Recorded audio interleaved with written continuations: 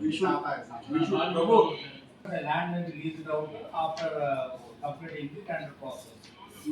उसके लिए tender process करके resolution लेंगे.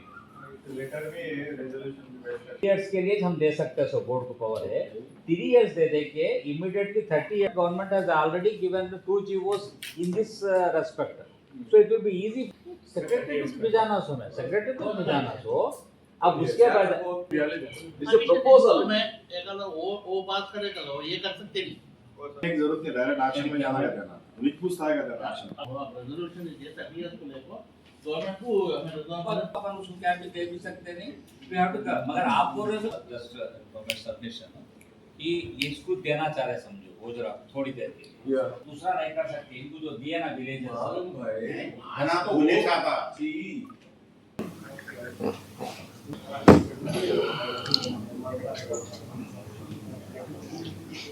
Okay sir Ali AP state Waqf board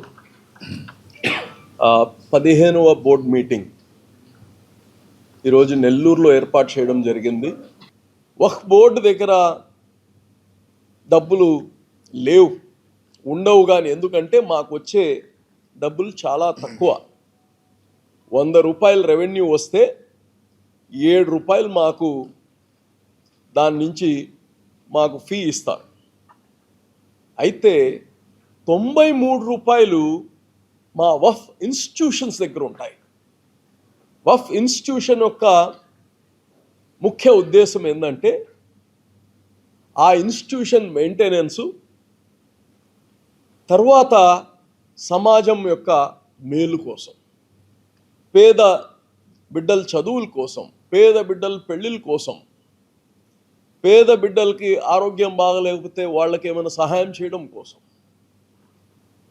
so మేము మాకుండే ఇన్స్టిట్యూషన్స్ అన్నిటి ద్వారా అక్కడ కనీస అవసరాలు పూర్తి అయిన తర్వాత ఆ ఫండ్స్ ఫస్ట్ ఎడ్యుకేషన్ పైన పెట్టాలి అని చెప్పి ఎడ్యుకేషన్ని ప్రమోట్ చేయడం జరిగింది.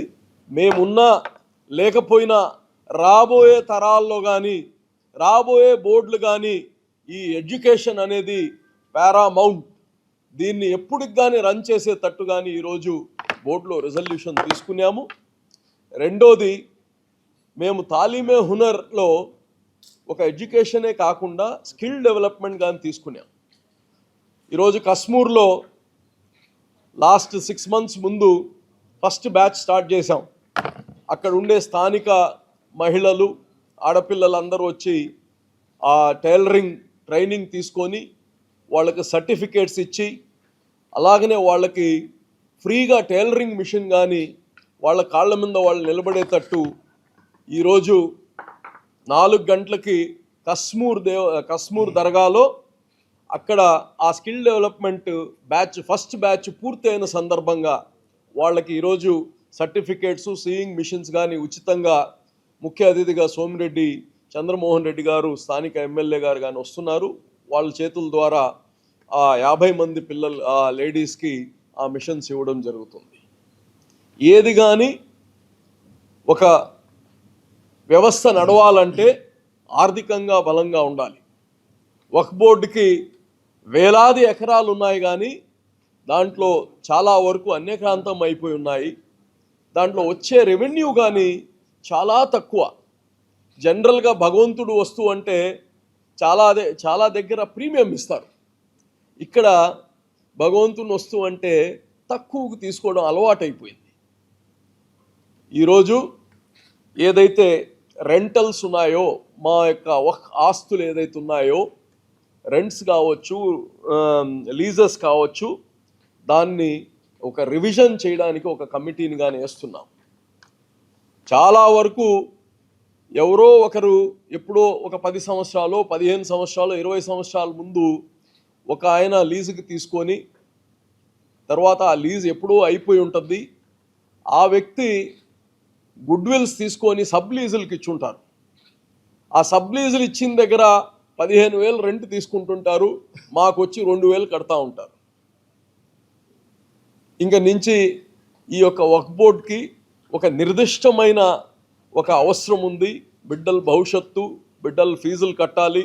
కాబట్టి నేను అందరినీ కోరుతున్నా, ఆస్తుల్లో ఉండే ప్రతి టెనెంట్ని, ప్రతి లీజ్దారుడికి కానీ చెప్తున్నా, ఈ యొక్క లీజ్ రెన్యువల్ చేస్తున్నాము, దీన్ని రివిజన్ చేస్తున్నాము. ఎవరైతే అక్కడ వ్యాపారాలు చేస్తున్నారో వాళ్ళకే ఈ టెనెంట్స్గా మేము పరిగణన తీసుకోబడుతుంది.